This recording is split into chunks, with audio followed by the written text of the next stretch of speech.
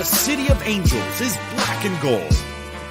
You are listening to the Heart of LAFC Podcast. And now, Joseph Zacher.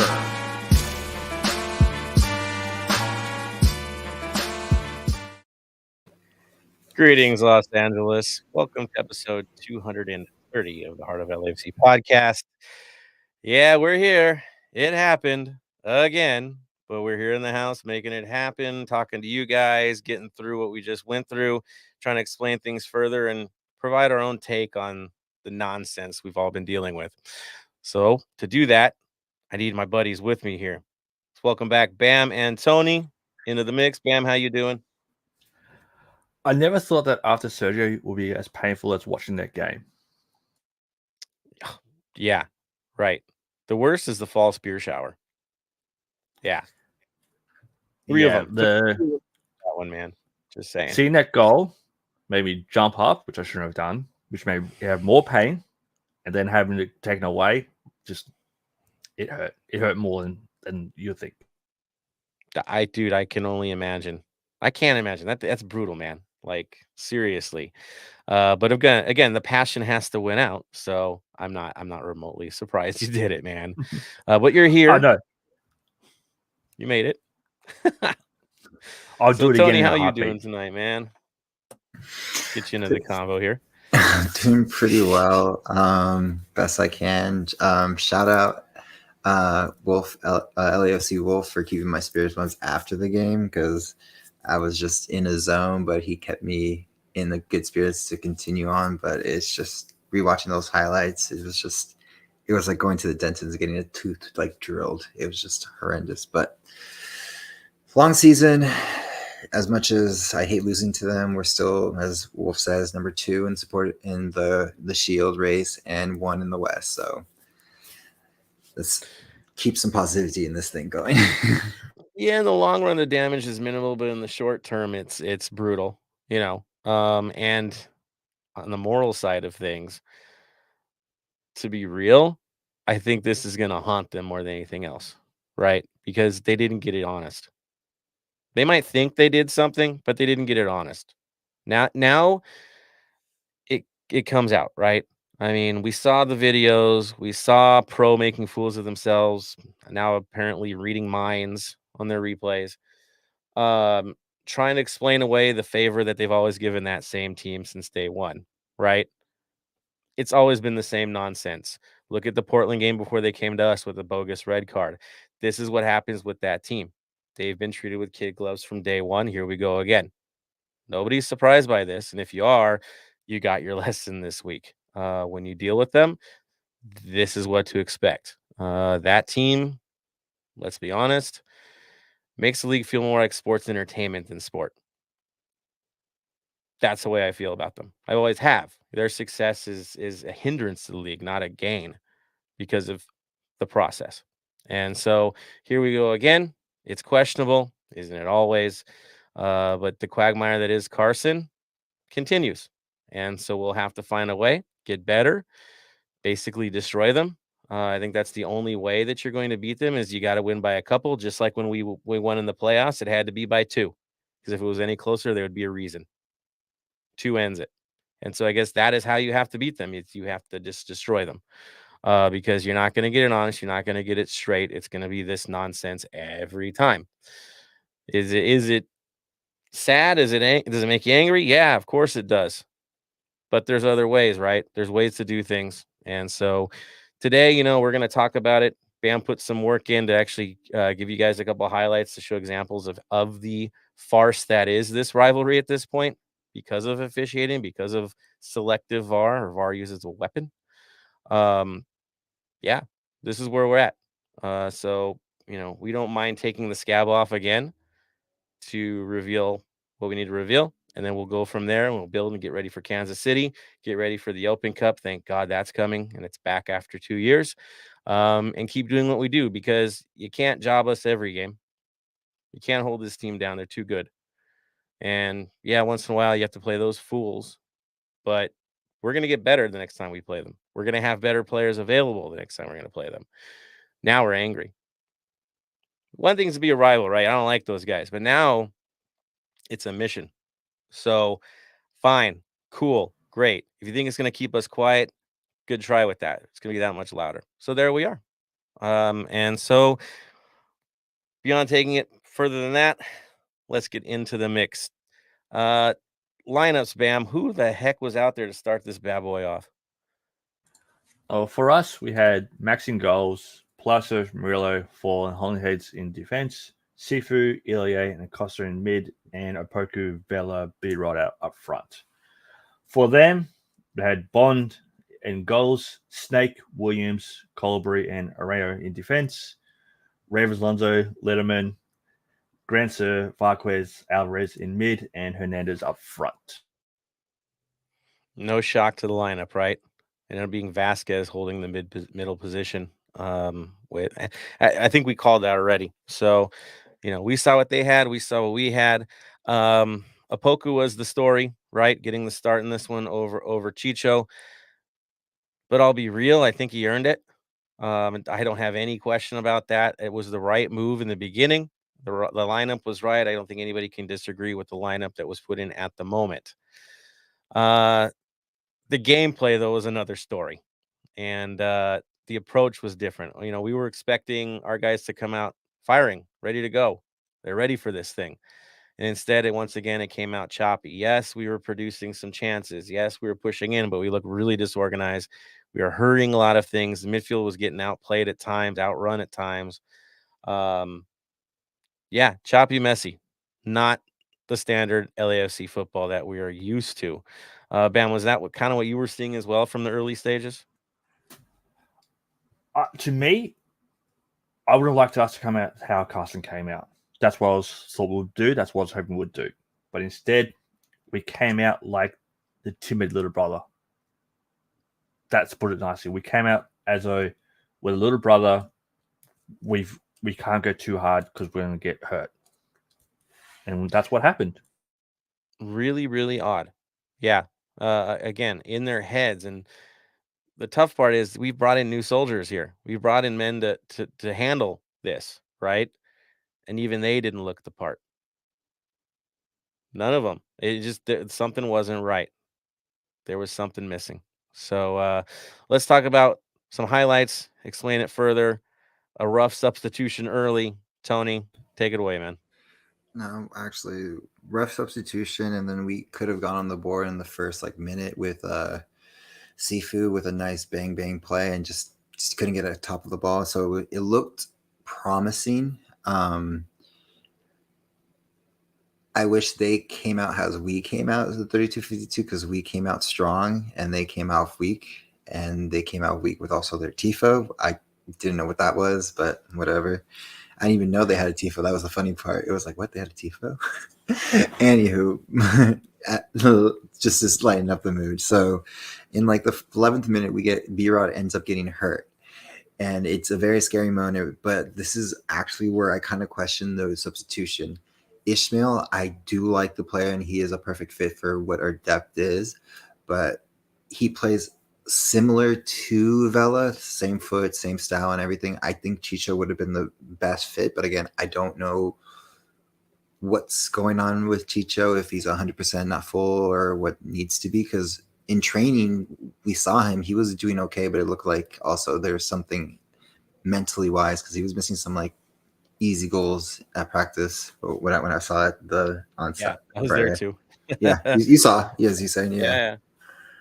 It was almost like he was rehabbing something. He definitely fit into the practice squad, right? The guy who's stuck wearing the vests, and you're like, no, he wasn't. He didn't look fully into being himself in training, which kind of explains the situation. Tadri Strati, on the other hand, seemed a little more dialed in even on the day before. So I think that's where it was at, is who's ready, who looks the most ready. That's the way he went. Now, my take on this thing, of course, is Vela always the best in the middle, or is he better on the right, isolating Raheem, right? I would have thought they were going to throw him out on the right. That would make sense and bring in Chicho. It didn't. Also, we also mentioned that, who do you trust in a fight? It's going to be Chicho, right? You would think he'd be in a grinder, and this was turning into a little bit of a grinder. The hard-nosed stuff could have helped, but it didn't. Instead, he went to Drury Strati. The thought is, of course, yes, he looked in better form in training. He did. The other thought is the guy has played in an MLS Cup, right? The guy has some experience in tough games and has performed in tough games. And I think maybe the mindset was he's been there. That easy. He's been there. He's done it. He's been in situations. And I think we can all agree the guy we thought was going to be the weak link with them was their left back, right? Raheem. Mhm. That was the thought. Is this the guy you want to go after? He's a card machine. Maybe we'll get a card on him early or bring a guy in that can throw some speed at him, vary things a bit, make it a little tough for them. Did it work? Not so much. What happens next, Tony? So in the 13th minute, there's a beautiful, I don't want to say because it was a good pass, but it was also very sleepy defense on our end. Just slotted into the back post, and Fall was I think he was kind of lost on the play as well, and so was I think Crepo came out and wasn't expecting pretty much Chicharito to be Chicharito, as I've seen him his whole career, is just get these plays out of nowhere where he just heads the ball and somehow just gets in the back of the net, and he just heads it down and just bang 1-0. It's a textbook Chicharito goal. Like the best one to say it is like I remember one goal from him where he literally falls, misses the ball, and somehow the ball just comes back, hits him in the head, and just goes in. And he wasn't meant to do anything. Couple things on the play where my head's at is we witnessed our first mistake from our goalkeeper. This was his first one where he was caught in between two worlds. You have two decisions on that situation. One, you go after him, right? Get in his face. You try to make a punch. You try to do something, right? Or you fall it back for the low header, which is exactly what Chicharito did, right? You head towards the line and let it bounce in, right? Standard pop. He was in between both. Instead, he was jumping in between both, kind of like the starfish thing. We looked off. Part of me feels it's probably because nobody tracked him back there, and he's like, what the hell is this guy doing back here all alone? Right? It's kind of shocking and jarring that in a game this tight with a guy known for what he does, that he could be all alone like that. And so he was stuck in two worlds, and we suffer again, playing lazy in the back, playing casual. The service itself wasn't contested well enough, and Hollingshead was on that side. We're now learning the hard way that a player that's played his whole career on the left side, now that you've got him, 5 games in on that side or so, that's his entire career playing that position pretty much in MLS. Congratulations, right? You have moments, and we had a moment from him. Not only one, but another. So tough case. Guys not tracking back where they need to. Midfield really not doing it either, because if you have a guy overlapping who's going to come back and cover, right? It again, assignments weren't covered, left alone. We got burned. Simple. Right, Bam? Not much more to it. That's simple what it was. No one was tracking. They got free, scored the goal. That's how the sport is played. Nothing bigger. All right, Tony, what happens next, man? We do have another chance. This is where we can kind of break it down into the VAR. We won't talk about this, that we won't say this is VAR, but won't VAR. There's a cross in for Vela, and Vela heads it in on a free kick. Mind you, it's kind of hard to be offsides on a free kick, so I don't know where this quote-unquote offsides were. It seemed pretty on, because if you look at it pretty closely, there's a shoulder. It's very indecisive to call it back. So this is what gets me pissed. The way VAR works these days, if there's a play that's close, you let it run out. That's how it works. That's how it's supposed to be.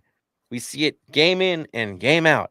But all of a sudden, this time, this moment, quick with the flag, quick with the whistle. The ref could have ignored the flag and let it just play itself out. Check in on the earpiece. Where are we at? What do you see? Right? Instead, quick with the whistle, move on. Doesn't need to be reviewed because it has to be clear and obvious. And I don't know what's more clear and obvious than even. Even is obvious, right, Bam? It is, but not that though. My understanding was when in doubt, attackers it goes to the attacking side. Used The to attackers be. used to be play off the attack. Okay, let's check it. Can't see anything that says that the attacker was offside. It stands. When in doubt, attacking team gets benefit of the doubt. That's how I understood it. Yeah, tight plays, flag stays down. Right?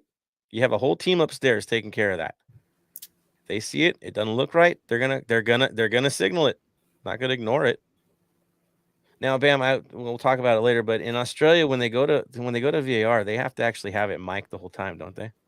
Yep.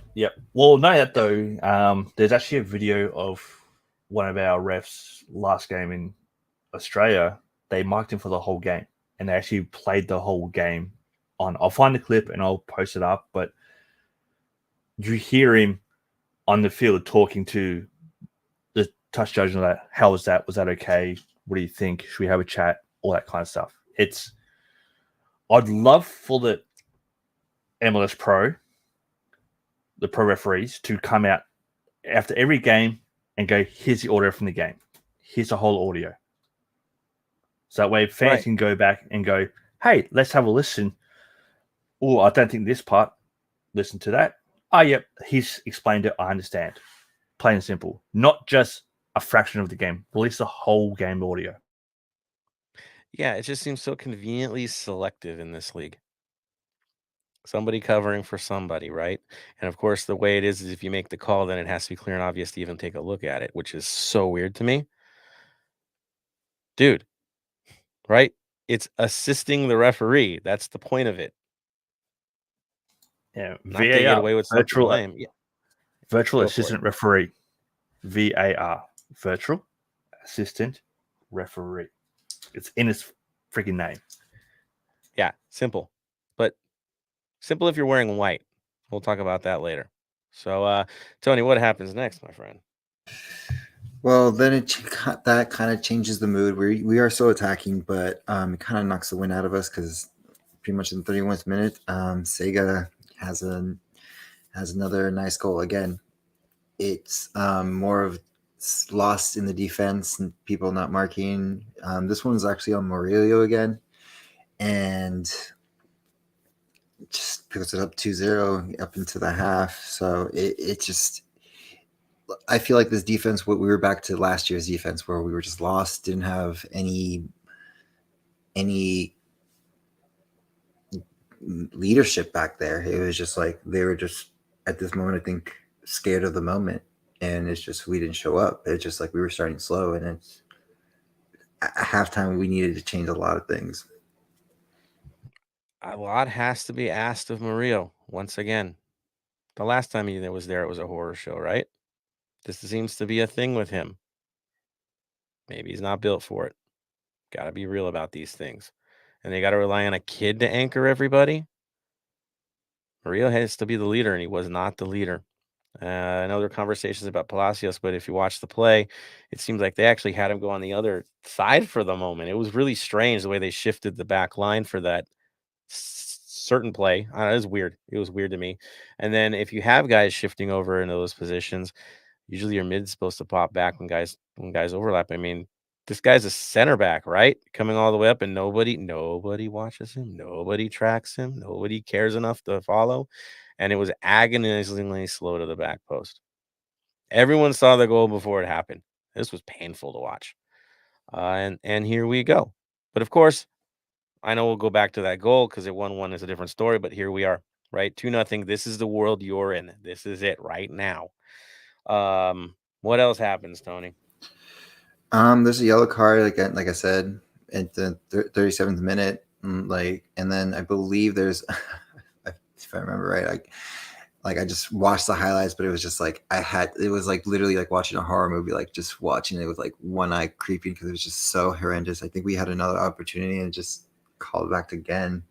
Oh, it was, yes, I remember, it was the Vela offside, but this one was actually legitly offside, but it was a quick offside. It wasn't played through, and that was the thing. It was the referee. If hindsight was 20/20, and we could see what was going on. We could see that this ref was going to call everything, and we were going to have the ending that we were going to have if everything was leading up, because it was very selective offsides, weren't letting things play through and like everything like that. So it just seemed like the quick whistles were only on one side. exactly. It's just really strange. There was one other play. The Hollingshead going up for the header, and it gets contested by Raheem Edwards. Did I see it, or am I imagining things? But did he make contact with Hollingshead when he went up from behind and made no attempt at the ball? Am I imagining things? I don't think you are, to be honest. I know Raheem, for some reason, Raheem had it out for us, even though we there were some, but it's just, I feel like I think it's, I don't know. Like I said, like he was always fighting with everybody, even us at the end of the run season. So I don't even know. He wasn't a good fit. Yeah. Let's just be honest. He didn't have a role. So he moved everywhere. It was utility. That's the truth of it with him. I'm happy he's gone. I'm still happy he's gone. I'm fine with it. It's cool. Obviously, the heart wasn't there for us. Good. Move on. We don't need him. Whatevs. The play that I thought I saw was him making contact in the box on our player going for a header that affected the ability to take the header, which last time I checked is a foul. Bam, is it a foul to take a guy out of a header? Just a thought. If your name's Raheem Snakes Edwards, no. If your name's number 4, Kellen Acosta, Carlos Vela, Cifuentes, yes. So if you wear black, that's a foul. If you wear white, not even a review. Okay. Yeah, I thought I was imagining things, but I guess there was something else that a ref should have probably at least went to the earpiece on, right? Just a little bit. And it could have been public, but it wasn't. So there we go. Match continues. We get to halftime. Tony, I know there was some other cagey stuff in the first half, but forget it. We've heard enough. Second half breaks down, my friend. What happens? So nothing really. It's like mostly like substitution. We finally see Costa for the first time in this rivalry again. We don't know which Costa they're going to get. It's still early in the season, so he's still healthy. And like, but the most important part is we get Cristiano. I wish I got Cristiano Ronaldo. Chicho in the 66th minute, and the 67th we get blessing in for Cifuentes and Opoku. And I believe like with Chicho on the field, it was a little bit easier to get things moving forward and stuff like that. So and blessing. And blessing. It did help a lot. There was a little bit more. They knew what this rivalry meant for us, what it meant for LA, what it meant as in LA, not Carson, LA. And they knew they stepped up in the moment, and it pretty much showed up until the 79th goal. Like you saw it, like good cross, Vela tries to get it in, wasn't able to, but Chicho's right then and there, puts it away, and we go up, and we get one goal back for 2-1. Grinder goal, but grinder goals work for me in these matches. I will say this: there was a good adjustment in the second half. The approach was very different, especially from our mid, from everybody. They're contesting things differently. It's a different LAFC side in the second half. It's the one we were kind of more familiar with, right? And then the subs just kind of solidified that. And it's funny, Costa comes in for them and they drop off, right? It's supposed to be their big star, and I felt a drop off after he came in. He wasn't quite doing what they needed, but our guys came in and there was a boost. There was no misses on those substitutions. It was all perfectly done. So while the first half was not cool, second half was right. I do agree with everybody. It took way too long to see Chicho come into the game, though. I will not disagree with you guys at all on that. I agree with you on that. It took too long. We needed some hungry guys in there to change something. Just the spirit wasn't correct. Bam, your take on that? The second half, to me, felt like we actually showed up. We played how we were all expecting to play from the get-go. Don't know what Dollar said in the change rooms, but he should have said that beginning of the game. Plain and simple. Right? You have to wonder if it was what the hell was that moment, right? In the locker room, like, what the hell did we just walk ourselves into? And we've put ourselves here. it was probably time to move on, right? Like, let's do something. Let's be us again. And they did find their identity. Yeah. I do give them that. So, Tony, after the first goal, what comes next? Just a lot of playing on the field, playing dead, as most matches goes with these. It's just like moving forward, and then we get an 8-minute extra time, which I was like, how much extra time we're gonna get? And it was like, I look at the score, I'm like 8 minutes. I was like, holy crap! Like, we may still have a shot on this. Like, I didn't give up hope we can pull back, but let's just get into it. The goal that they decide to talk about it, and this is why we could say it, you make the call, because it was literally whoever was on the field had to make the call. And so we don't have to describe this goal. Everyone's probably seen it. We've seen it 20 million times on social medias, on YouTube, on everything. The call, as they say, the call is back. As a defender, everyone who's played soccer, anyone who's done any defensive anything, in the box, even in the 5-yard box, you make a play no matter what. That's your intent, to stop the ball from moving. I don't see you not doing anything unless you're not looking at the ball. You don't make a play. 100%. I understand that.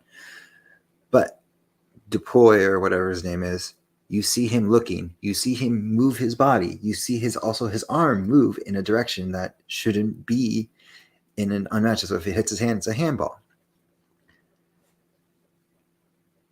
It was not offsides. It took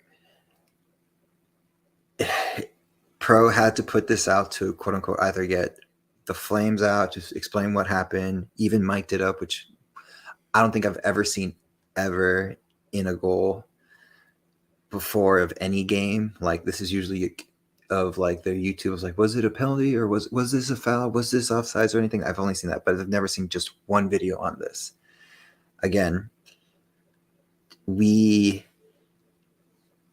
this decided a game for a tie, but it didn't. This was our like Hail Mary that we needed, and it was, again, we deserved the loss because the way we played in the first half, and this is what got us into it. But this was stolen, I believe. You deserve what you put in the net, and we put in 3. Right? Simple. You produced enough goals to win. We had 17 shots to their 9, but they only had 2 on target. We had 7. We dominated the game, nearly 60% possession because of that second half. We deserve the result because we scored 3 goals. Because MLS decides otherwise, you can't put that on the coach or the team. That's outside of our hands. We can't control that. What we could control, we got the job done. Yes, the first half was terrible. We had to make up for a terrible first half. But they did. That's the thing. They did.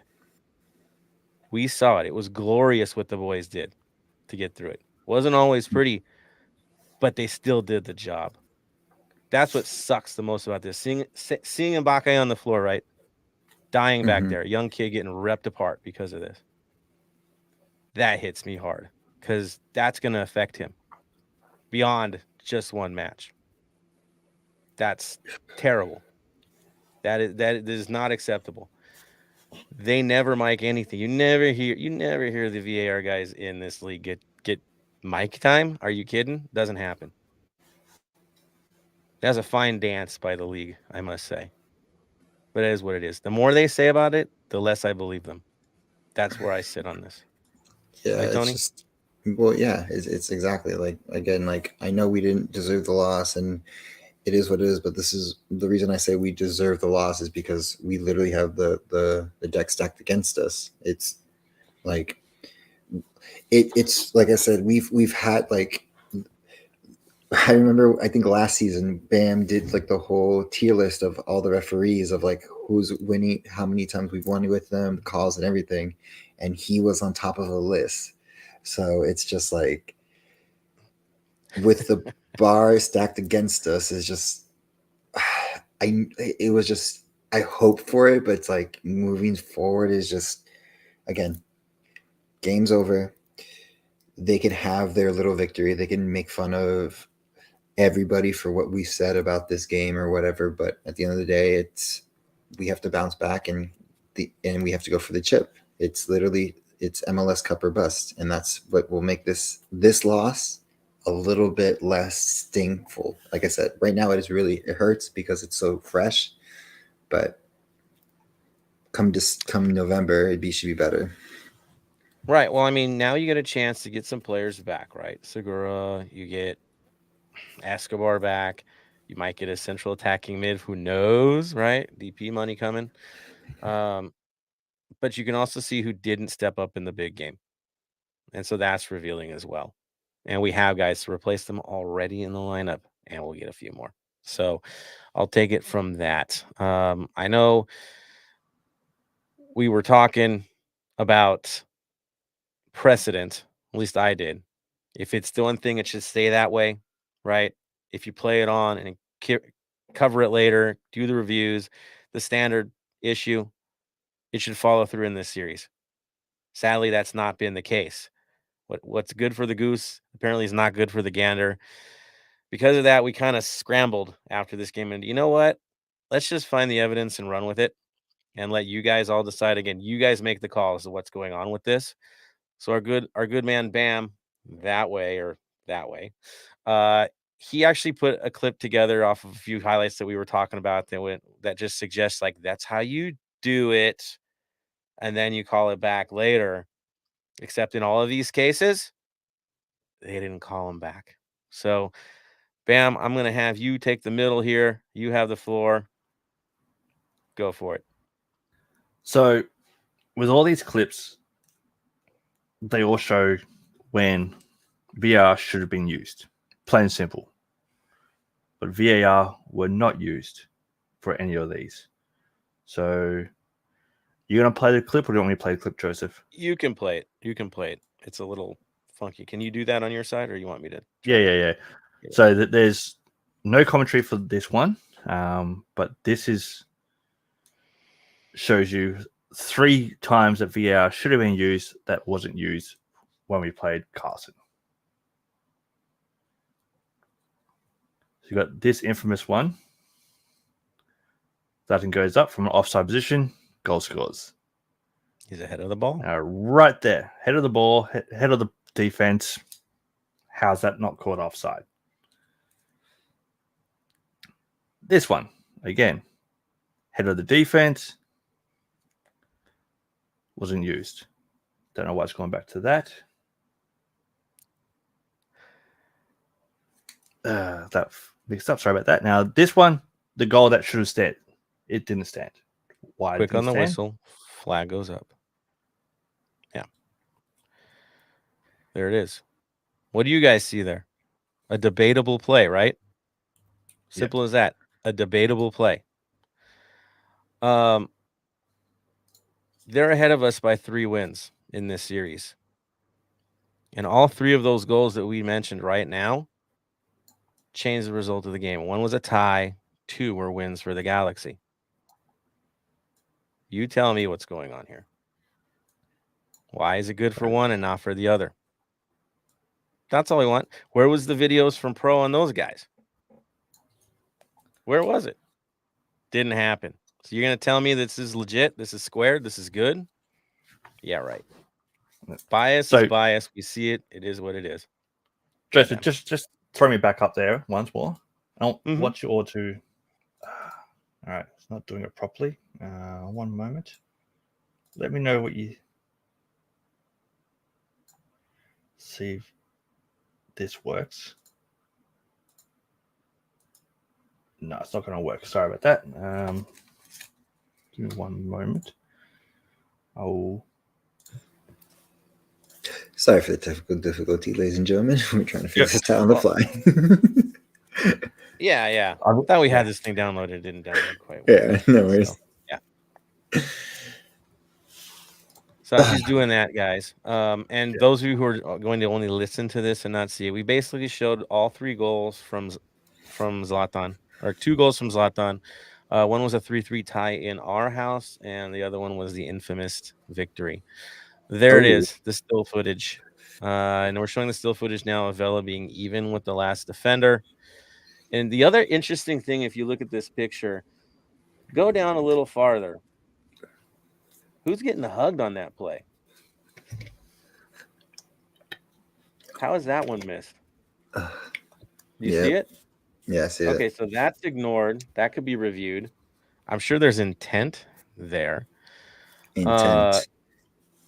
But It's not a intent. single player. Like, you see the guy in the back. It's dead obvious what's going on here. So you're gonna tell me this play was legit and didn't need to be reviewed? Nothing about that needs to be reviewed. I'm pretty sure that foul that I see there, looks like a foul to me, happened before the alleged offside as well. So the whole play is bunk. The controversy wasn't the last play of the game. It was this one. It's all over the place. So evidence is there. Tell me what's going on, man. Right, Bam? It ain't right. It ain't right. To me, if anything, he's in line. He's in line with the last defender. To me, in line's onside. That's been there for years now. Well established, So, according to the rules. Yep. So to me, in line is onside. That's onside. Goal stands. You want to know the funny thing? The explanation for Zlatan's offside goal in our house was that Zimmerman headed the ball, so therefore it made him onside again. How wild is that conversation right there? Well, he made contact with the ball, so, it brought him back on. But wait, contact? Really? So contact can either do one or the other depending on what color shirt you're wearing, right? Is that what we're saying? That's what we're saying. That's what we're saying. So before I finish this game off, I'm going to make you both a $5 bet. Mm-hmm. On July 8th, Penzo's referee. For our game? Yep. Oh, nah. You know who they're going to give us? Because, they love time served. They're like people on parole. I don't know. Time served. They're going to give us Kevin Stott, who we have also a negative record with. So I'll bet you $5 it's Kevin Stott. Somehow, some way. No. It'll be him. I'm going to go, Penzo is either going to be on the field or VAR, and Stott will be the opposite. Somebody's going to be up there. Yeah. It ain't going to be straight. We know that. Stinks, but that's where we're at. We have to completely destroy them, and score first would be essential too. So there we are, guys. We had to throw it out there to you guys. I know the debate's out there. We'll throw it your guys' way. I know we have our 3 stars. Bam, do you even want to fire off the 3 stars? Because you were accumulating these things. Yet, you want me to bring that back up? So we had a couple people message us through Twitter for it all. So far from the fans, we've had 3 people vote Vela as the best, and 1 person vote Ilya as the best. Second best, we had a mixture of Chicho, Sifu, Blessing, and Max. And then third best, we had a mixture of Acosta, Apoku, Blessing, and Ilya. So obviously, Vela gets from the fans. For me, personally, I put Vela as 1, Blessing 2 votes, and Fall for 1 vote. I thought the passion he gave really deserved to get a vote. For me, my number 1 would be Apoku for his work rate. His entire work rate, the entire game. He was the one guy that showed up. He was everywhere. He was putting in the work. So that's why I put him at my 1. 2 would be Vela for chance creation, getting into the mix, and actually scoring a goal, even though they didn't count it. 3 would be Blessing, because when Blessing's in there, he's a talisman. Once again, he did score the game-winning goal or game-tying goal. I know. And then got it ripped from us. But that's my 3. Tony? I was like, you stole mine because I was gonna say Apoko too, because his work rate was gonna be like he was my number 2 because he was part of most of those plays and he showed up for us and the team. So that's what was gonna be number 2. Number 1 I would say was Vela, because he would have been that goal would have been another notch on the thing. again, but he showed up as well as best as he could, showed up to the game. Again, referees aside and MLS aside, just, everything aside. And then my third would have been Chicho, because, again, when we needed him the most, and he hasn't, like I said, he hasn't been himself this whole season, whatever he's going through. But hopefully with this goal, this easy goal, this easy, grinder goal for him, it brings back his competition, and then he gets back to the end of the season last year that we have him. There we go. Good call. Good call. So, in terms of the overall race, Bam, who's number one right now? No one right now. Still Vela, but they got some get on his heels. So it'll be interesting to see how over the next couple of weeks goes, especially with the US Open Cup games and all that. So we'll see what happens there. There we go. Yeah, Open Cup will be interesting. We'll talk about that in a few. We're going to get to your guys' comments, of course, before we move on to Open Cup community stuff and all that fun stuff, because I know you all want something to say. I saw over 90 comments already today. So you guys are in the mix. This is good stuff. I'll throw it up to Beast first. When ProRefs went to their social media to upload a video of why Blessings Goals Wave rubbed more salt on the wound. Yeah, to me, it was definitely let's toe the line. Hector Gonzalez, make things worse. Instant replay on MLS YouTube channel. Refuse to debate these calls, even though they debate every other game. It felt like they wanted to sweep it under the rug. Even worse, those guys, when we were looking at the replay of the Zlatan's offside goal, that game-winning one, they said, "Oh yeah, it's offside, but it's okay because it was a classic match." The comments were hilarious because they were like, "Yeah, it's offside, but yeah, it's okay. It's Zlatan." So there you go. LAFC Beast, if you guys made the right call, why need to explain it? Ain't convincing us. You're only convincing yourself, crooks. Exactly. Michael, not Mike. LAFC have the lowest win percentage with Chris Spence as a referee. Yeah. We've got a few like that. Like I said, Kevin Stott's another one. You'll see. We'll get him. It's just how it is. LAFC Wolf definitely was selective VAR. We got shorted on this one. Yep. Go for it, Tony. Beast, they're sheep. What's I up, was, Bam? I was gonna say, I was like, Bam, should we post on our socials your list so people know who to look out for moving forward? Dude, we should do a ref report. Yeah, we should. Yeah. You should give it to us, and I'll post it on the Instagram. You post it on Twitter, so people can have the whole list, and everyone can always call back to that. Yeah, like a hurricane warning. If there's a red alert one, that we're like, uh-oh. Yeah, let everybody know ahead of time this is how it's gonna go. This weekend, I'll update it because I haven't updated it for the last couple of weeks, but I'll update it over this weekend. I'll pass it on to you guys to put up.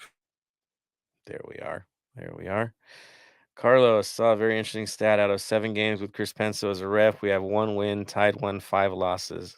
Dude, what's funny is he got us penalties, awarded us penalties in the last 2 matches with him. One was that Chicho hat trick. What? He had a hat trick? Guess he got more minutes. I don't know. Carlos C. Vela's header was good. Should have been reviewed at the very least. Yeah, but when they do, see, that's the trick in the game, right? If they give a quick flag, then it has to be clear and obvious to review it. So it's sleight of hand, people. That's what you're dealing with here. LAFC Beast, really, Carlos? Is that the case? Wonder if anything can be done to remove him from any LAFC games. That would be nice. Wolf, 2 goals is definitely LAFC defensive mistakes. Yeah, they messed up. Marvin Chavez, wondering how Galaxy always come out more brave than LAFC. We come out scared. Always they come out more aggressive and hungry for the win. I don't get it. We both have a lot to lose. Yeah, it's weird. It's a thing. It doesn't need to be a thing. We need to get better with that. Mike in the mix. Hope Henry replaces Murillo in the SKC game on Sunday to provide leadership. Yeah, I think he needs a rest, man. I'm with you. Something's got to give. That's for sure. Juan Villa, sorry, man. When Segura's starting, Segura says he's back. If I'm gonna bet, I'm gonna say Open Cup.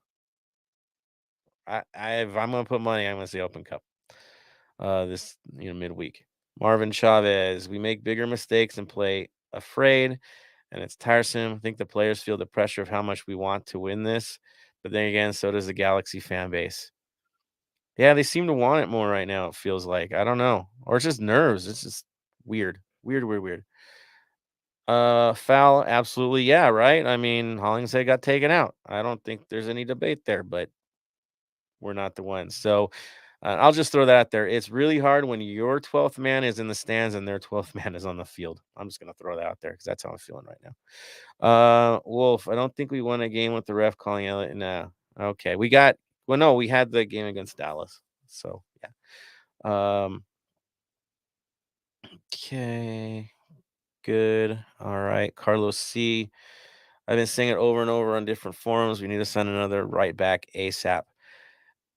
Escobar is back. We're fine. But yeah, you got rid of Moon. So now what? Right?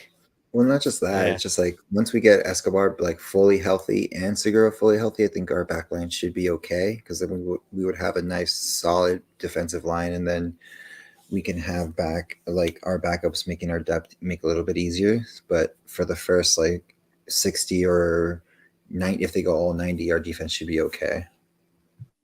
Assuming health. I get where you're at, Carlos. A starter, I mean, Escobar's the starter when he's back. That guy's good. He's really good. And Hollingshead to me is the better choice at left back at this point. I've seen enough. From Palacios. Hollingshead is a 30-game player a league per season. He plays about 30 games a season. There's a reason why. So that's where my head's at. In the middle, Segura and Fall. Things will get better. Carlos Figueroa says, bottom line, we lost that game due to defensive mistakes. But despite all the bad calls, we could have come out on top with all the opportunities we had. We just couldn't finish the plays. We had the chances, that's for sure. And again, you come out better in the first half. It's not a conversation anymore if you shut them out. So I get you. Team Bonilla, I think it's almost been a week and I'm still mad. Am I the one? Dude, I am going to be mad for a very long time until we play them again and get our revenge. That's for sure. Carlos Figueroa says, on paper, we were a better team. Unfortunately, the scoreboard didn't reflect that, and that's what matters. We better win at the bank. Yep. Get Off Milan is furious. There you go. Carlos C. Costa finally inserted himself into the game in the second half. He continues to underwhelm. Yeah, slow start, that's for sure. And, dude, I'm sorry. I love what he does, but he didn't track back well enough. He was the closest guy on both of those plays, if you watch it. Really weird. Hector Gonzalez, our players made mistakes, but they fought back. They didn't give up. They scored 3 goals. Last time I checked, that's higher than the average for a match. They got robbed. Yep. Mark Lopez, it's clear that we were the better team, but on the day they showed up and times we didn't. And of course, the cheat code, the Carson code. Yep. Team Bonilla, I feel like if Chicho and Blessing would have come into the game earlier, the results could have been different. Maybe. Get Up On says, is this the turn of the season? Has the team constantly been shaken and will it hit a lull? Honestly, I think it's going to work the other way around. They knew what went wrong. They fixed it in the second half. Showed the resiliency. I think on the Max and Vince pod, they mentioned we haven't let a single goal in the second half this season. Look it up. Okay. They're going to take what they can out of this game, the good things out of it, build off of that. That's how they're going to do it. Ilie mentioned it as well on the interview. They're pissed. They feel robbed just like we feel robbed. They got revenge on their minds. They're marking on their calendar when they get to play those fools again. I guarantee that. If anything, this might make us more resilient. LSC Wolf, good note. I'm happy to hear the team saying in interviews they felt 32-50 pounds and felt energy. I just want the team to start solid and strong, be excellent executing goals, which they have been. Beast, LSC deserved to concede 2 goals, but they didn't deserve the loss. I could accept a good loss, a reasonable loss, but not a loss where the refs are involved. Controversial calls ruin games in the sport. Right? Why do I want to, this is where my head was at. The minute this went down, like before I was kind of rooting for teams in the CCL, right? Like, yeah, MLS team. Honestly, I want Pumas to win it now. I'm done. Like, I'm not supporting anybody in MLS at this point. I support my team. They just happen to be in MLS. Yeah, Bam. For me, I can't cheer for a team from the West in that. I want us to be the team from the West to win it. Team from the East, yeah, I wouldn't mind the team win it because it doesn't really have much effect with us. Team from the West, definitely not. If it ain't us, I don't care. At this point, I don't feel like promoting MLS for nothing. Like, seriously, if this is how disrespectful they are to our team, to our fan base, We've been the story for a while now, traveling everywhere. Obviously, they don't respect that. So why do I respect them? That's where my head's at right now. I don't even buy products that sponsor these guys at this point. That's how I feel. That's how pissed I am.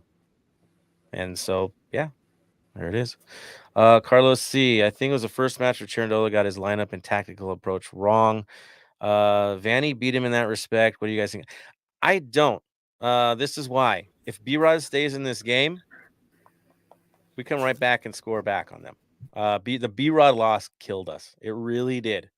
That's what his. Now, his substitution could be questioned. I agree with you on that. I didn't think that was the best approach. That's my opinion. But I think the initial game plan was right. It's just when you have an injury that early, everything gets thrown out. In training, I will tell you, B-Rod was flying. Tony will tell you that too. Like in training, he was legit the day before. Things looked really good, guys, the day before. It looked right. And I think they all paused after that injury. Seeing B-Rod up close, like again, we only see him from like a side angle, like when he's coming up to the goal, but seeing him on training and just seeing him how quick he is, it's ungodly, like how some people can try to keep up with him. And like now I understand why he loses the ball so much, because sometimes the ball can't keep up with his feet and his speed. Yeah. It's really, really unfortunate. The other thing that we saw was a lot of connections between B-Rod and Palacios and a lot of the stuff we saw in training, and that got taken out. So there was some stuff. Okay.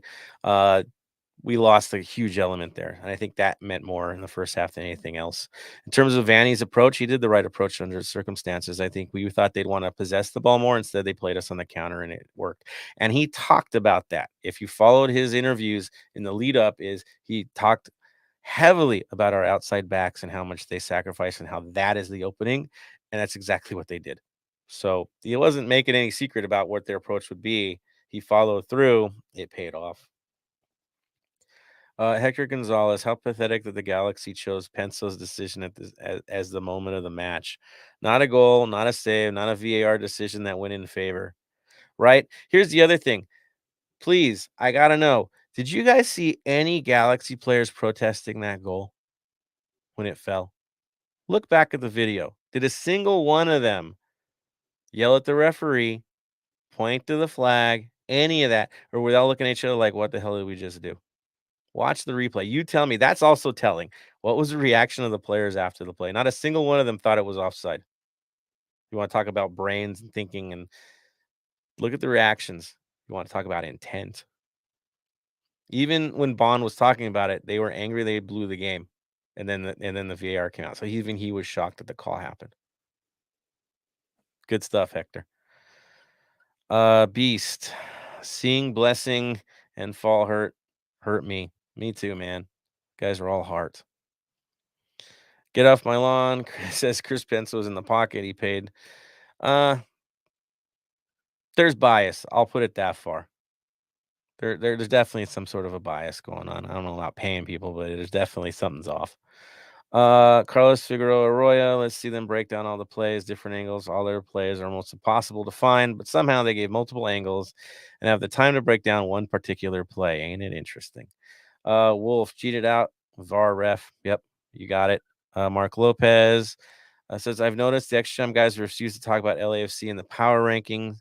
They held us low, and then once we were up top, they started talking about bottom 10 and mixing it up without us. Dude, they're all walking around it, man. Everybody sees what it is. Officials almost robbed our U15 of a win today, too. Unfortunately, they got the late goal. Again, we're that team, guys. Got to be resilient. What hurts? We don't have the win at their home. They have to wait until 2023 for another chance. No, Marvin, we don't.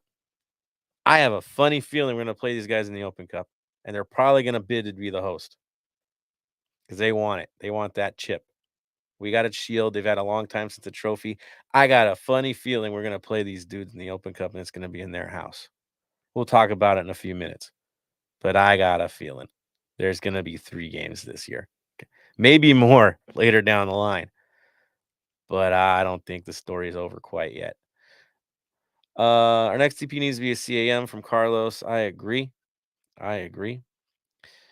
Get off my lawn. You throwing up Bam love. Good stuff to Bam from Beast as well. Get them on. They hate us because they ain't us, right? They're threatened. We force them to be better.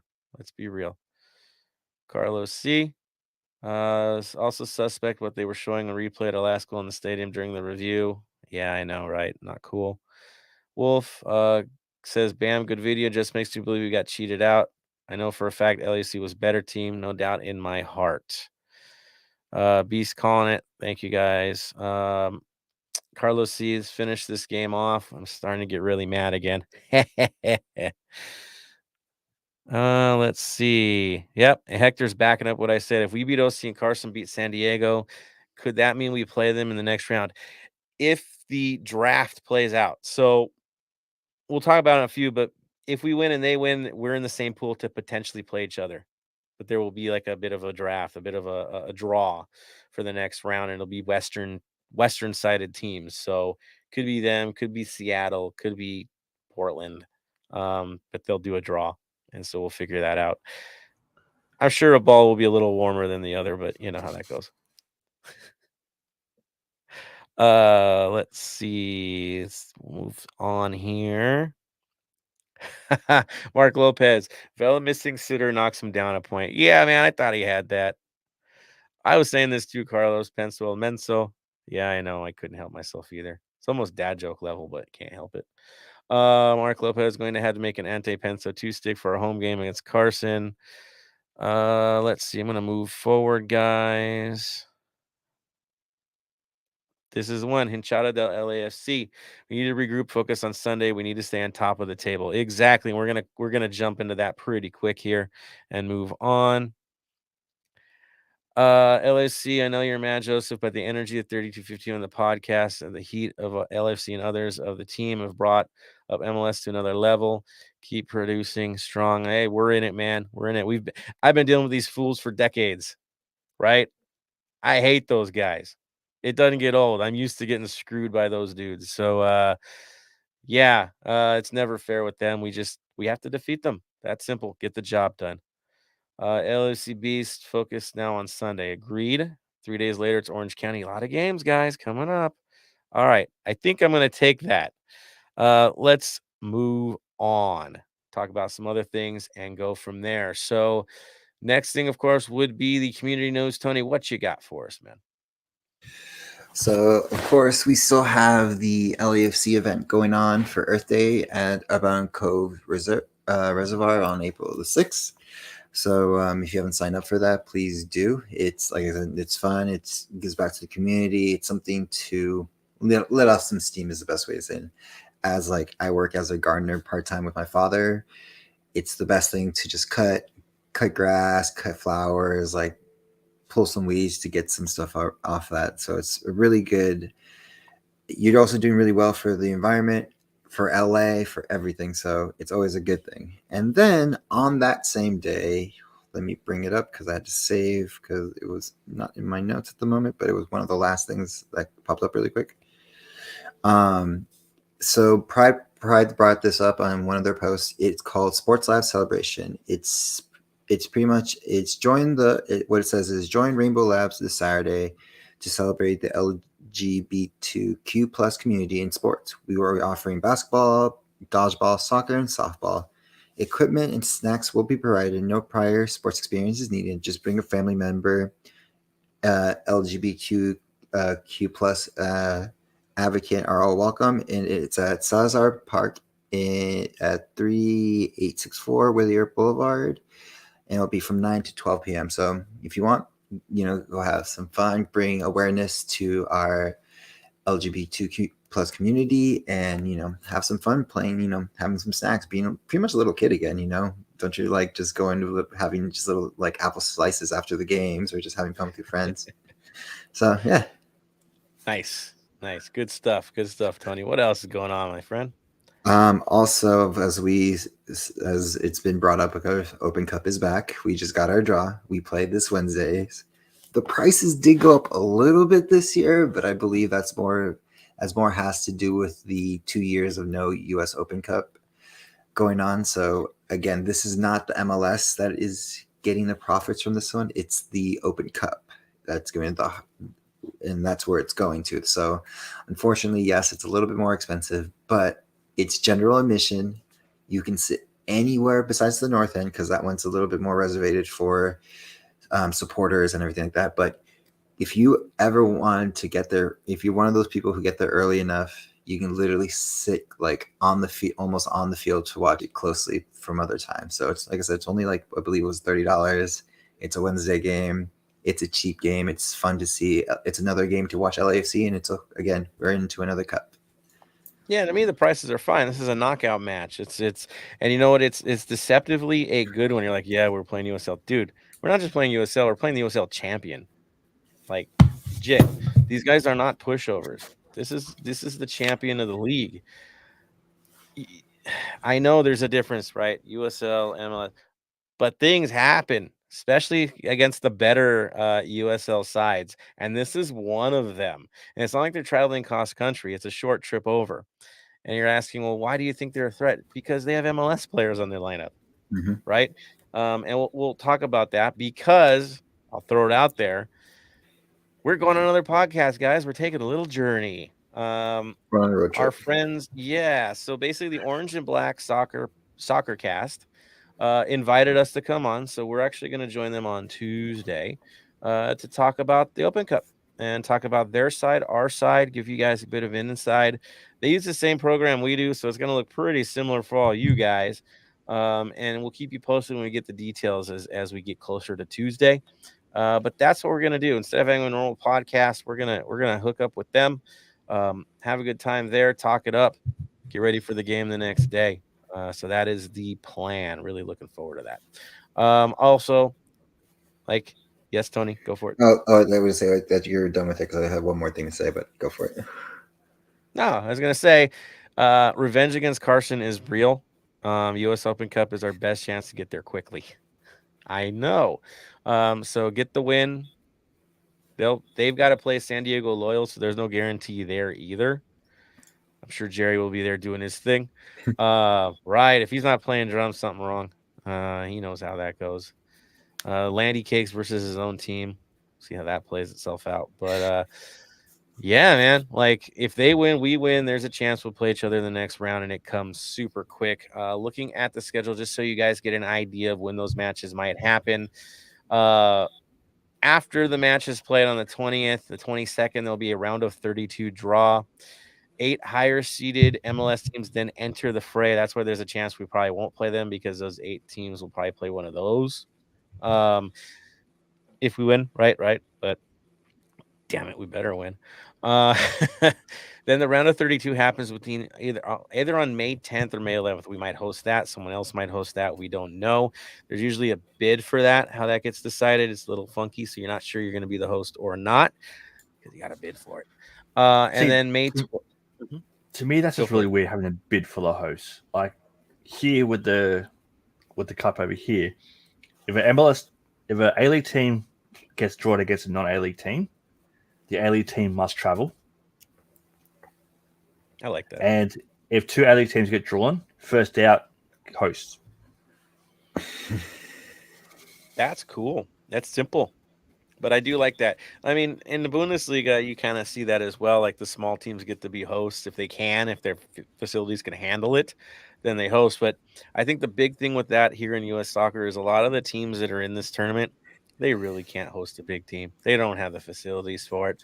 So the thought is always, well, okay, we'll give the option of the team that's more worthy or able to host. I think that's the thought. Problem is, don't get me wrong, the little teams here don't really have the facilities per se, but they keep all the money from the gate. So there's, say, $10 a ticket at the gate. 3,000 people there, plus all the beer money, all the food money they have. They have their local food. So there's a lot of clubs here in Australia where they're Greek backgrounds, Polish backgrounds, Turkish backgrounds. So they have all that Turkish food cooking, all that. So you get really good food. All that goes to the club so they can update their facilities. And basically their whole budget can be built off of a good run in the cup. Mm-hmm. Yeah, even just one game against an A-League team, they get the whole yearly budget. Yeah, I mean it's this beautiful part of cup knockout like games. I love these are my favorite tournaments. They really are. You see the FA Cup, right? You see ours. Ours is ancient, man. What 1919, right? I mean this is old school.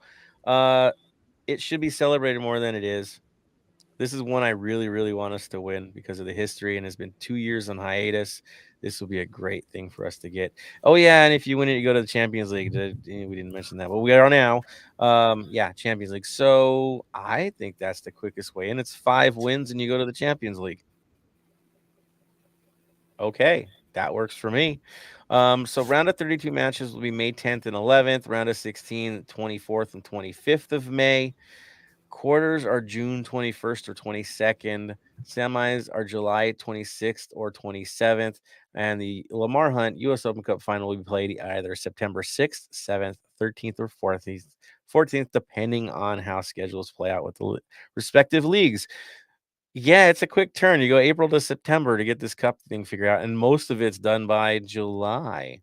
So not bad. That's kind of a quick hit. Question, of course, will be who are we going to field for this? We'll get into that later on when we go into the other pod to really get into that fun little mix. So, yeah, because we don't know what we're going to field. I'm hoping we go hard on this because honestly, we need to move forward and win another cup. And we got the Supporter Shield. You might as well add in a Lamar Hunt U.S. Open Cup to the mix. And we'll see what happens after that with MLS Cup. But it's real, guys. Like this is one of those years where if we play our cards right, we could be with a treble team. I don't want to say it too crazy. Knock on wood. We have the talent, and if we're going to build even more onto this talent, make a run, make it right. You're deep enough to do so. So that's my take on the Open Cup. All good things. On to the Black and Gold Vinyl Club minute. Tony, you got something else you want to add? We also have the Battle Royale happening at SoFi. The reason I say Battle Royale is because it is a doubleheader with 4 sides who just hate each other all together. So it's going to be LAFC versus America. You already know where the Bad Bloods is there. And then it's going to be Carson versus Chivas. And there's already Bad Blood there. And then you combine those 2 fans who are rivals, hate each other as well. As Bam says, are we going to have the National Guard there? No.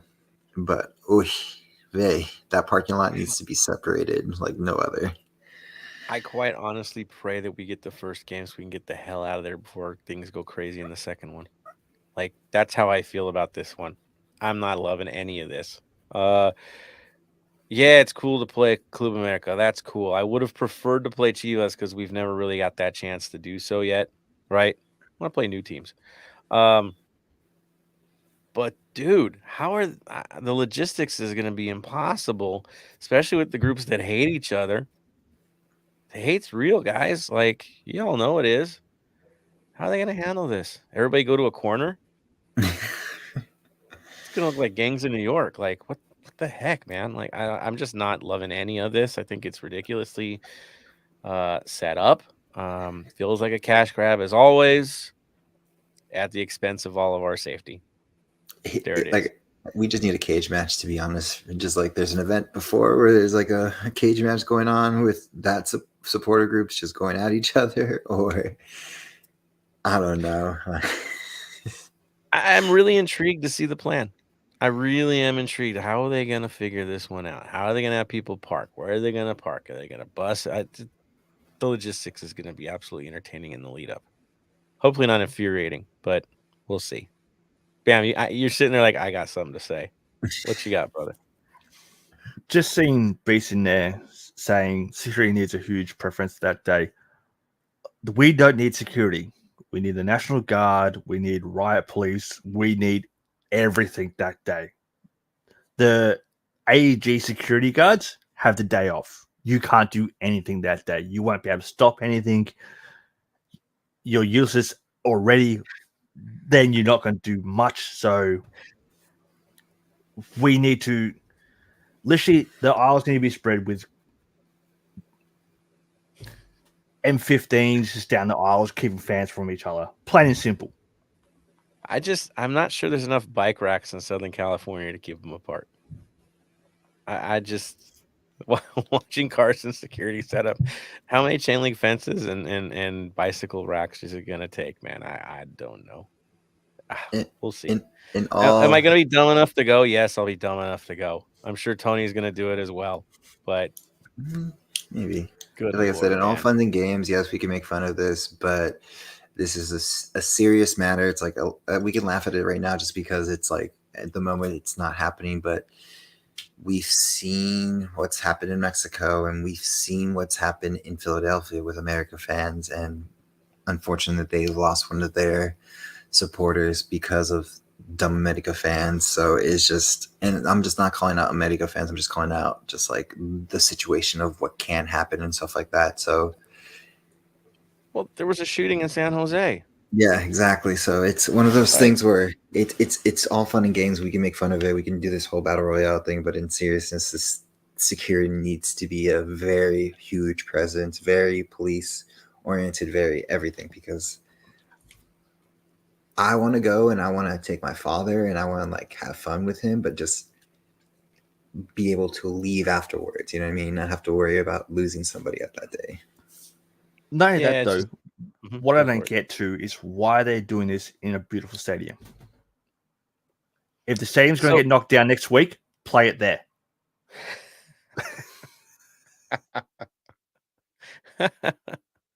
You've been playing the Coliseum now.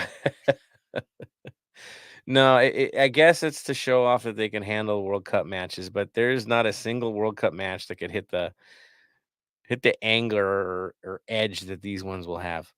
Seriously, like, it's going to be a risk for them because if things do go wrong, is that going to mess up like the bid to host games in LA? Like, are we putting things at risk with this thing? I don't know. Let's just hope they get it right and demand that they get it right through the whole process. Not be quiet about it if things look off. So there's that, right, Tony? Right, exactly. So, like I said, it's like I said, I am going to be very weary of this. I may just try to get box seats at this point and just go all out just to be even the safer sides and VIP parking, whatever. But I understand this is a moneymaker. They're trying to milk as much money as they can, as we all know this, because there's no World Cup, so they're going to use this to their advantage and use all the hype with it, especially in California where there's a lot. But yeah, We shall see. It's got to play itself out. Again, we'll pay attention. That's for sure in the lead up. I guess tickets go on sale. Is it next week? Something like that. So yeah. pay attention. They're going on sale pretty soon. So there's that. In terms of the Vinyl Club Minute, because yes, we still do that. I thought of two songs. I don't know about you guys. The first one was from Ben Harper and the Innocent Criminals, 2006 Lifeline album. You're like, Ben Harper? Yeah, man, he's local. It's cool. Fight Out of You is probably the song that stuck out to me this week for me to calm my butt down. Right? Don't let them take you down. I mean, that's pretty the vibe, right? And so I got that one. The other one was The Who, and from Who's Next, the 1971 album. We Won't Get Fooled Again. I think that's pretty straightforward, right? No shocker there. Bam, you got any nominees, man? So those are my two. No, those two are great ones. Other than that, I can't think of many that can calm people down. Most of the music these days hyping you up, so there's two good ones. It was all rage for me today, guys. Right at home was Rage Against the Machine. I just had to do it. Had to get up for tonight. That's for sure. Always up for you guys, but I need a little edgier stuff. So that's our choices. Let's move it on to the next and talk about the preview because that is still happening here. Trust me, we'll get you a good preview here. SKC is coming to town after having an interesting start to the season, an inconsistent start to the season. Bam, how have they been doing, man? So far, they've played 7 games. They've had 2 wins, a 1-0 against Houston and 1-0 against RSL. and they've had 5 losses. So they have not been going too great. Second to last place, right? Yep, So, in the West. So cool. Different for KC. That's not their thing. That's for sure. It's a different vibe right now. I will say, from watching the last game against Nashville, they were very unfortunate to lose it. So I'll say it's a deceptive 2-5, if you can say that. So there I am. Bam. I wouldn't say deceptive. Like they had a 3-1 loss away to Atlanta, 2-0 loss away to Colorado, 3-1 loss away to Chicago, and a 1-0 loss away to Vancouver. So a lot of their losses are away. Their last game, the 2-1 loss against Nashville, was at home. But yeah, so with them playing away, not really that great. So hopefully that seems like a good thing for us. I'm with that. Road is trouble for them. Cool. Tony, what's the good and bad and ugly with this side? Well, it is SKC, so they do have somewhat of our number. If you want to go head to head with us, where we have 3 wins, and we have 4 losses against them, so we're pretty even. They always like to show up for us. Luckily, as if you watch the MVP COD with Max and Vince, they talked to Ile, and they've been talking about how when they hosted Colorado, Acosta had pretty much, this is the assignment, what we need to do. When they played Vancouver, Max was the head guy to lead this is what they like to do. This is what we like to do. So Illy is moving forward as like, this is what they like to do. This is what they don't like to do. They haven't in the last 6 games won a away game. So that benefits us mostly going forward. But again, we're coming off a very hard stolen win, and not deserving loss against Carson. And we're going to see who shows up for this and where we can motivate our guys to come back and bounce back from this, because this is going to show us what we're going to also see moving forward, because this is also our first loss of the season. But that's where we stand with them. There it is. It's what are we going to do on a team that's historically had our number at times, been a thorn in the side. There's some heartening things. Apparently, they're ranked 28th in goals scored per match. They average less than a goal a game. That's frightening. You said that the 6 matches, I guess goals conceded, they average 1.6. So multiple goals against. They're playing against a team that loves to score goals. That's what we do. We're the best attacking team in the league, averaging 2.3 goals a game. Yeah. If on paper you're like, yeah, this is going to be good. But you know what? Inconsistency is the story with them. There are times where they look legit.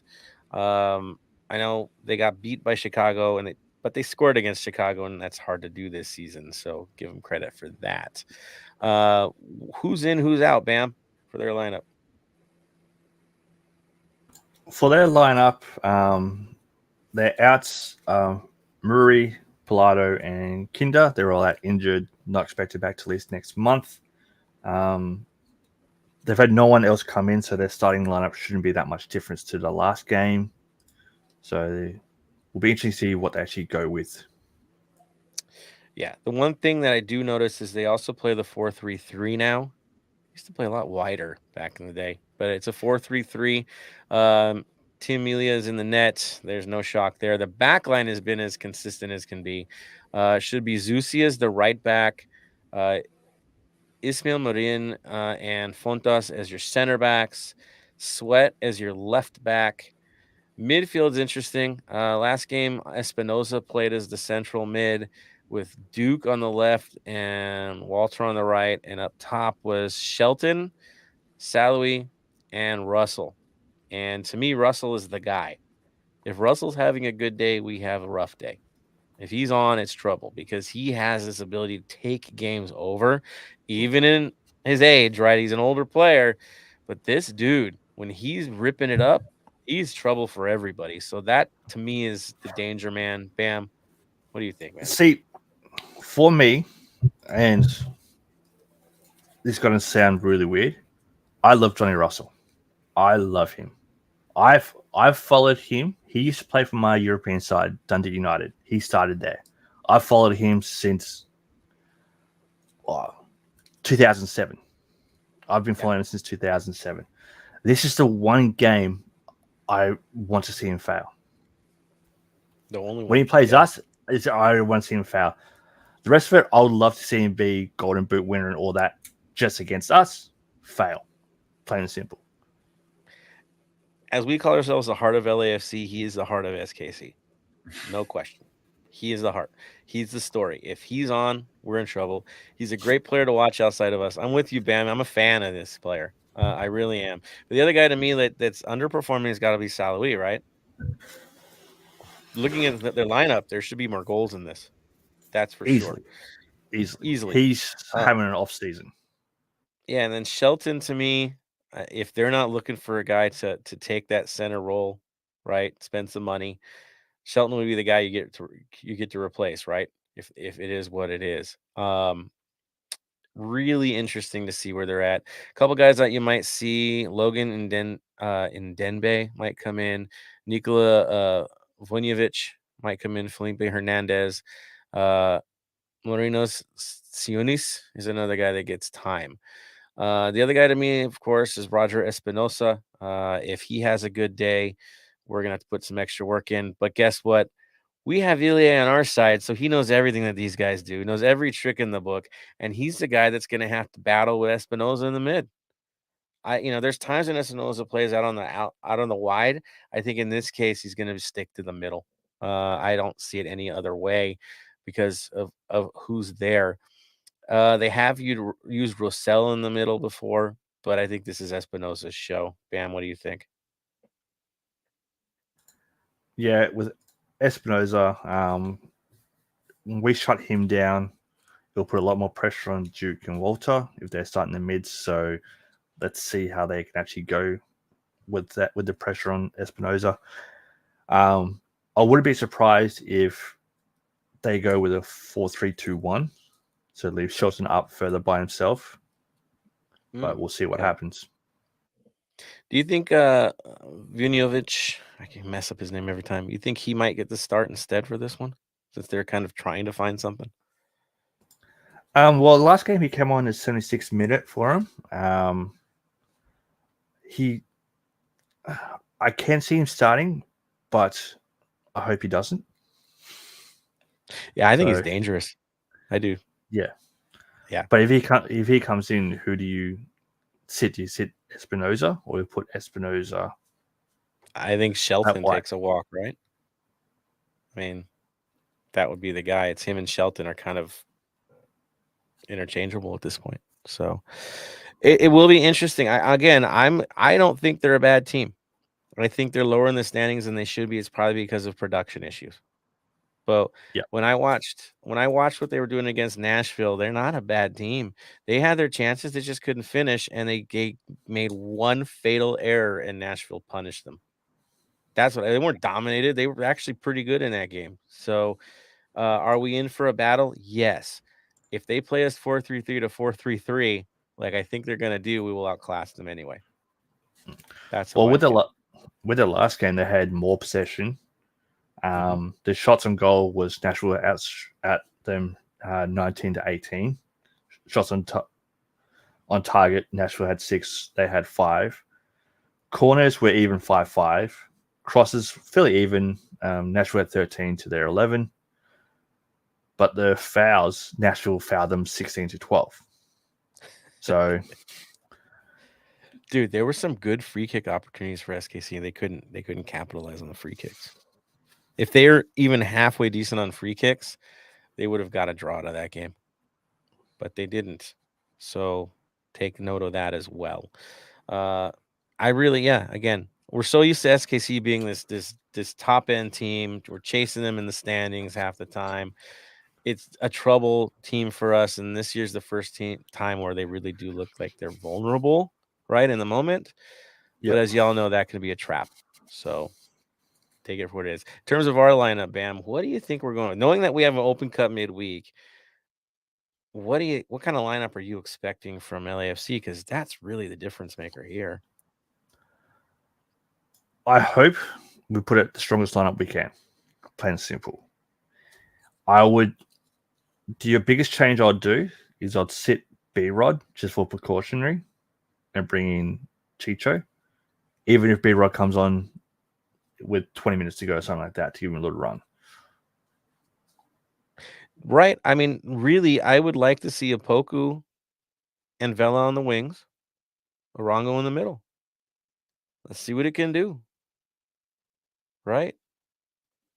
And if B-Rod is just a precautionary situation, maybe if we really need him, it comes in late. But I think we can afford to rest him for this one. I'm with you on that, Bam. That's for sure. Mid, what do you think is going to happen in mid? Mid, I would leave it how last game. Acosta, Sanchez, Sifu. Keep them working together. What are the chances Blessing replaces Sifu for this one? I could see Sifu starting and Blessing coming in later on, but I don't see Blessing starting at the moment. Those three, Sifu, Sanchez, Acosta, need to work together. They need to build confidence, right? I mean, that's Exactly. essential. Okay. Exactly. Good call. Goalkeeper doesn't change for sure. It's going to be Max. Center back pairing, I think, is the big question mark after this last game. Do you give guys a rest, or you try to make them work through their demons here and get back in?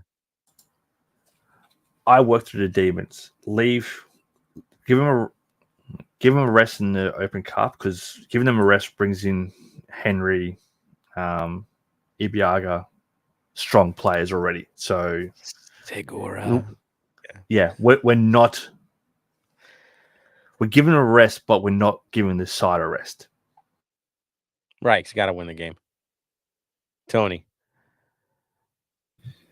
I say I'm really okay with Bam. Just like get them all with their demons. To be honest, like just who pretty much have the people started, just because this is the bounce back we need. Like if I agree with you, also Segura does need to play a little bit, and this would be a good opportunity, but the Open Cup would probably be the best for him at the moment. There it is. Okay. Right back and left back, because I got a lot to say about this one. What do you do in this situation? Is there going to be Tony? I'll let you start. Left back, right back. What are you going to go with? Hollingshead and Escobar. Yeah, if like I said, I know I said demons wise with all the people playing, but if we have Escobar and we have Hollingshead, like let's just get this ball moving with those two. Because I believe moving forward, they're going to be the main starters. I love Palacios, but I think we've seen enough of that project moving forward. Maybe he might win the position back and show Dolo that he deserves that starting spot, or situationally he may go in, but Hollingshead and Escobar. Ooh, Bam. Palacios stays. To me, it's funny with you saying we've seen that play out. He's 22. We haven't seen anything play out from him yet. We forget how young he actually is. Yes, but like in our system, we've seen him for a good amount. 3 seasons is a pretty good amount of what you can get from a player. Not necessarily, unless you decide to switch him up to a different position. But with this year literally being cup or bust kind of thing, because there's even Mumu agrees with me. I just feel like you put your best cards forward, and if our best cards are going to, because Hollingshead is like, again, we didn't know what we were going to get with Hollingshead. Yes, he is a little bit older. He may not have the speed, but the security back there of him being there, it's kind of why I say. I like defenders that can stop the ball, turn the play. Oh, yeah, and score goals from time to time. and outscore your winger, even playing in a position he's not familiar with at right back. Now he plays in his familiar position, and you're that much stronger against SKC. And so he'll be overlapping against Graham Zusi. I'm all about Hollingshead, guys. I'm convinced he's the better option. I know, though, that you probably want to play Palacios to try to sell him. He's the look-see. And yes, he is 22, but 22 is old enough to know who you are, man. Like, seriously. I know prime 27. Nah, dude. He's played enough minutes. We've seen it. Is there more? Maybe. But I just want to win, man. I'm tired of it. I'm tired of the liability. I just want to get the job done. He wants to go run out with against OC. Cool, man. But I want to see guys in their natural element succeeding, and I think Hollings has a greater ability to do something in this match than Palacios at this point. So that's where my head's at. Bam. I see it. Keep the same lineup. Obviously, injury for B Rod. Sit him, put Chicho in for this game, and then during the US Open Cup, experiment that a little bit, which will be sit Palacios for that.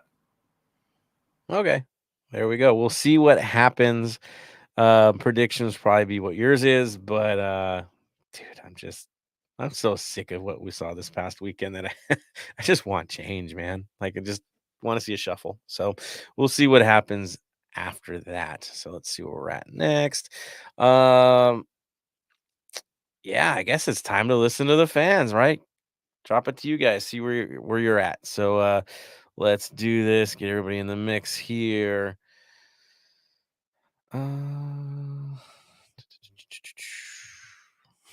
Marco Lopez, he's calling it the Royal Rumble for the game in Inglewood.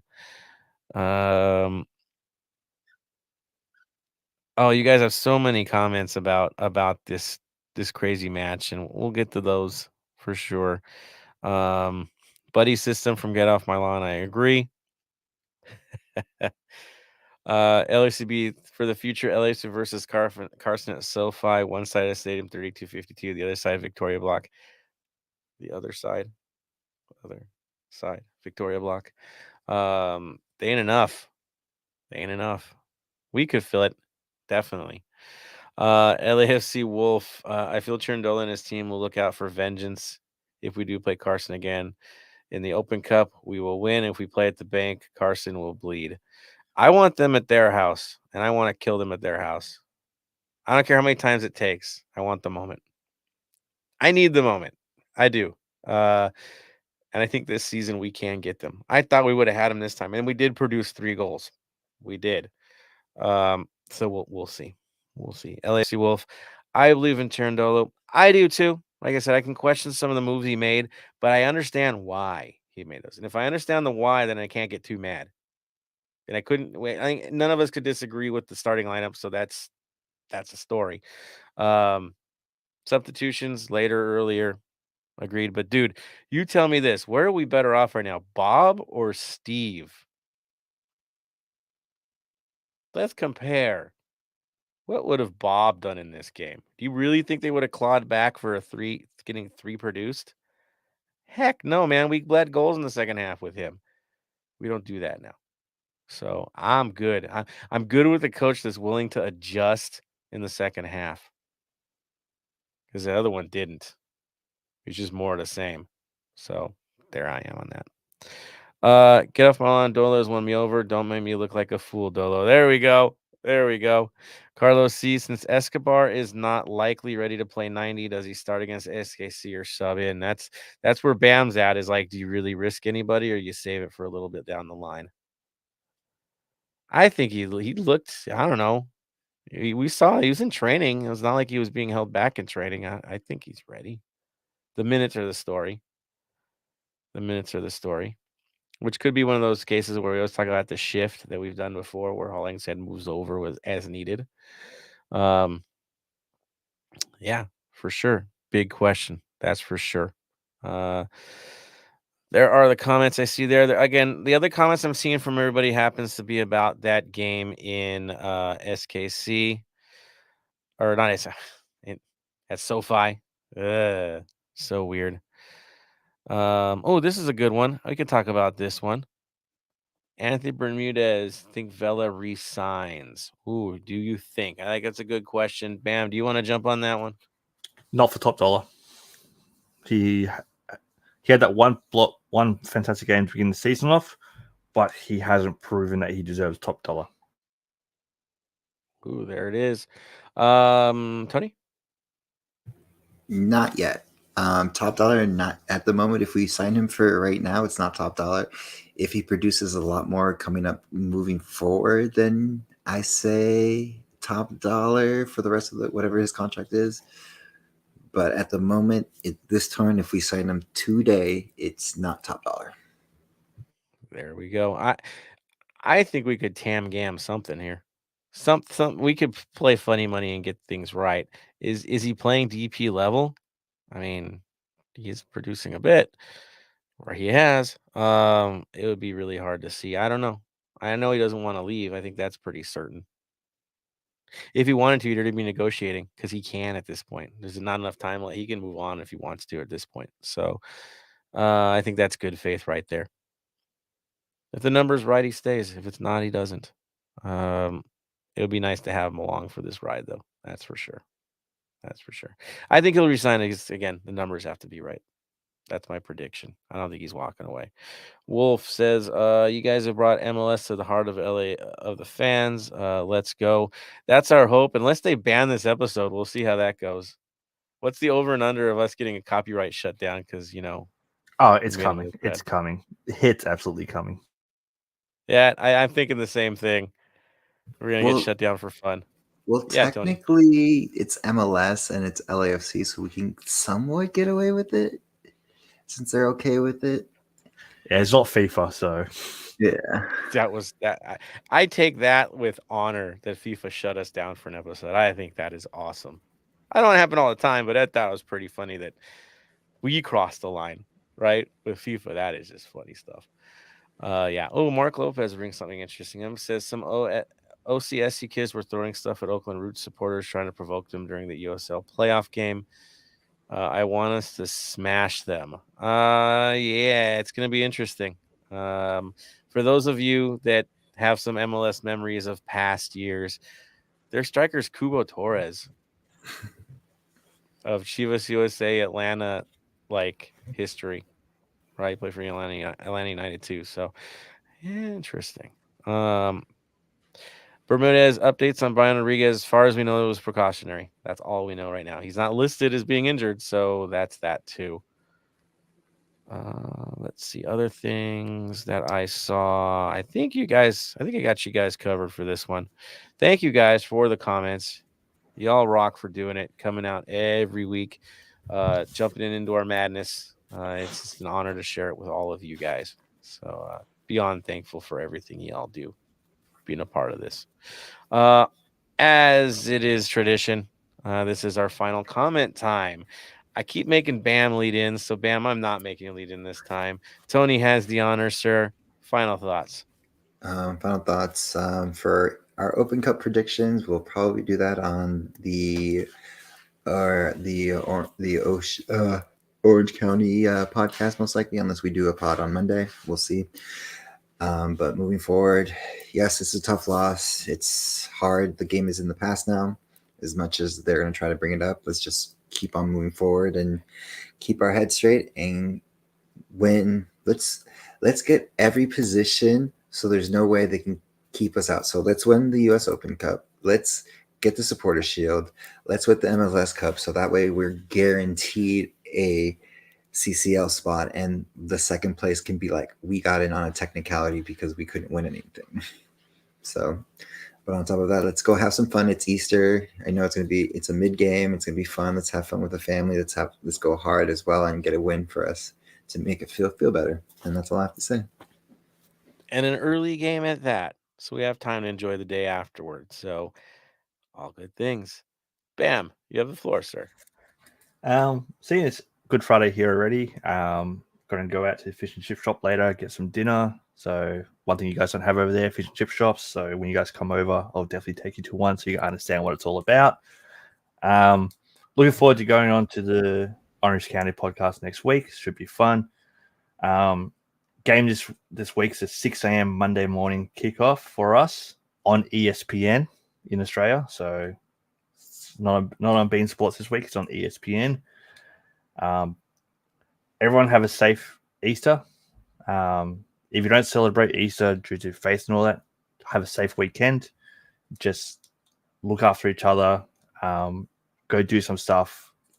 I'll probably be online with Tony over the weekend, playing some COD and all that kind of stuff. Might play some FIFA with Joseph. But everyone just have a safe weekend and let's go get the 3 points on Monday morning. There's the story, man. Good stuff. Thank you guys, Tony and Bam, for doing what you do. You guys rock keeping this thing all put together and working. Bam with the amazing video today, supplementing what we were talking about, showing the madness that is MLS VAR. Well done, sir. Well done. Looking beyond it on my end to all you guys, have an amazing and safe holiday weekend. If you don't see you there, y'all know I love and respect what you guys do. Keep the passion. Don't lose it. Don't lose it. Yeah, it's been a tough week. I agree. Thank God a lot of football is going to save us from dwelling on it for too long. We don't have time to dwell on it, and that's a good thing. A really good thing. So to all you guys, beyond thankful, ready to see it happen, ready to see it move. Let's get it in the Open Cup. I'll see you guys on the pod as well. I'm going to do my best to be on there too. Should be a lot of fun. So, with tradition, Bam, word of the day. Stay golden. Tony. Stay golden. And for me, to all of you, stay golden, Los Angeles.